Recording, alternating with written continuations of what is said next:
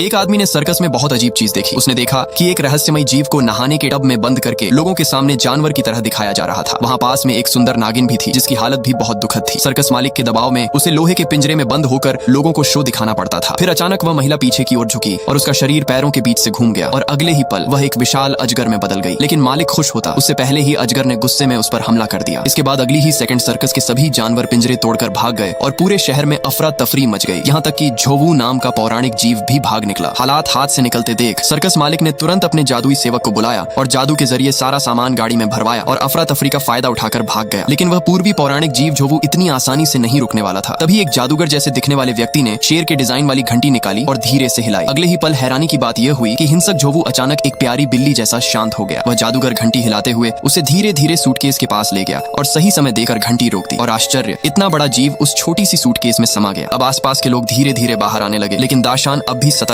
था क्योंकि असली काम अभी शुरू हुआ था। वह उस जीव से दोस्ती करना चाहता था, इसलिए उस पर हमला नहीं किया। इवन जब झोवू ने उसे चोट पहुंचाई तब भी वह शांत रहा क्योंकि यह कोई साधारण जानवर नहीं था। यह शानहाइजिंग में वर्णित चीन का पौराणिक जीव था और एक साधारण जादूगर उसे संभाल नहीं सकता था। फिर दाशान ने धीरे से हाथ बढ़ाया और झोवू की जादुई बेड़ियां खोल दी। उसकी इस दया ने झोवू का दिल जीत लिया। दाशान खास था क्योंकि उसका गुरु कोई और नहीं बल्कि प्रसिद्ध डंबलडोर हैरी पॉटर का स्कूल प्रधानाचार्य था। लेकिन दाशान को शक्तिशाली जादू में रुचि नहीं थी। उसका सपना जादुई जीवों का अध्ययन करना था और उसके निजी जादुई जीव उद्यान में कई प्राचीन और दुर्लभ जीव थे। आकाश में उड़ने वाले विशाल पक्षी, जमीन पर दौड़ती अजीब कीड़े और पानी में तैरता सफेद ड्रैगन घोड़ा। लेकिन उसके इस कौशल के कारण जादू मंत्री का ध्यान उस पर गया और उस पर दबाव बढ़ने लगा। एक दिन हवा में तैरता एक जादुई दस्ताना उसके सामने आया और इशारा किया। दूर उसकी ओर हाथ हिलाता हुआ कोई व्यक्ति खड़ा था। वह उसका गुरु डंबलडोर था। डंबलडोर ने बताया कि कुछ दिन पहले न्यूयॉर्क की जेल से सांगबियो नाम का खतरनाक काला जादूगर फरार हो गया है। दाशान तुरंत अपने सहायक के साथ जादू के जरिए न्यूयॉर्क पहुंचा। वहां उसने खोज वाली जादू कराई, लेकिन सांगबियो नहीं मिला। पर उसे जादू मंत्रालय की एजेंट शाओमी दिखी। वह एक जादुई मूर्ति के पास गई और मूर्ति ने जादू करके एक गुप्त रास्ता खोला और वह अंदर चली गई। दाशान और उसका सहायक उसके पीछे अंदर गए, लेकिन बाहर काला जादू तेजी से फैल रहा था। काली बिल्लियों जैसे जादुई जीव उनके सूटकेस पर हमला कर रहे थे। लेकिन अगले ही पल झोवू बाहर निकल आया और उन्हें आसानी से हरा दिया। झोवू दाशान को लेकर समय और अंतरिक्ष की यात्रा में आगे बढ़ गया। उधर सांगबियो ने जादूगरों की सेना इकट्ठी कर ली थी और उनके सामने भविष्य का विनाशकारी युद्ध दिखाकर उन्हें अपने साथ जोड़ लिया। उसने कहा कि दुनिया बचानी है तो जादूगरों को मानवों पर शासन करना होगा और उनकी संख्या कम करनी होगी। उसकी बातों से कई जादूगर उसके साथ जुड़ गए। सांगबियो ने नीली नर्क की आग जलाई जिसमें केवल वही पार हो सकता था जो उसके प्रति वफादार हो। दुर्भाग्य से दाशान के सहायक की प्रेमिका भी उसमें शामिल हो गई। भागने की कोशिश करने वालों पर वह आग 3 भयानक अग्नि ड्रैगन बनकर टूट पड़ी। तभी एक बुजुर्ग शक्तिशाली जादूगरनी सामने आई और उसने सोने की ज्वाला से उन ड्रैगनों को रोक लिया और बाकी जादूगरों की मदद से उन्हें नष्ट कर दिया। लेकिन इस युद्ध के बाद जादूगरों की दुनिया कमजोर हो गई और इससे भी खतरनाक बात यह थी सांगबियो को वह लड़का मिल चुका था और उसके अंदर की अंधेरी शक्ति पूरी तरह जाग